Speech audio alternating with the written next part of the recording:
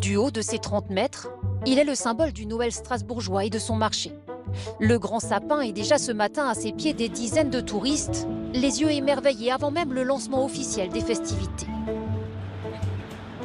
On vient de commencer notre voyage, les marchés de Noël débutent, c'est super joli. C'est vraiment la capitale de Noël, Strasbourg, je trouve vraiment très jolie, l'ambiance c'est parfait.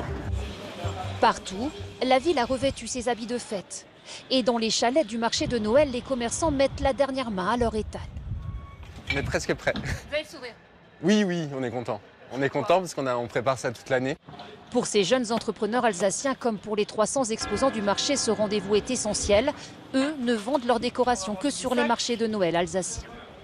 Ça veut dire qu'il faut qu'il y ait du monde, mais on a de la chance à Strasbourg, il y a entre 2 et 3 millions de visiteurs, donc il y a quand même toujours du monde. Du monde, et l'an dernier même un record. 3 300 000 visiteurs sur un mois d'ouverture et des allées bondées, notamment le week-end. Alors par sécurité, cette année, pour mieux gérer les flux, des rues seront à sens unique.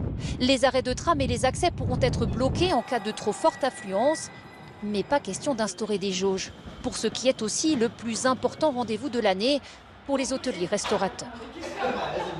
T'as commandé que ça et on refait après un restaurant? Ouais, c'est bon. Dans ce restaurant à 50 mètres de la cathédrale, ce sont 300 à 400 couverts qui seront servis certains jours. On fait des produits en plus, on change de carte exprès pour justement avoir des plats très spécialités alsaciennes, plaire un peu à tous les touristes. Plats typiques et vins chauds pour faire plaisir aux visiteurs du monde entier attendus encore en nombre cette année. Début des festivités cet après-midi à 14 h.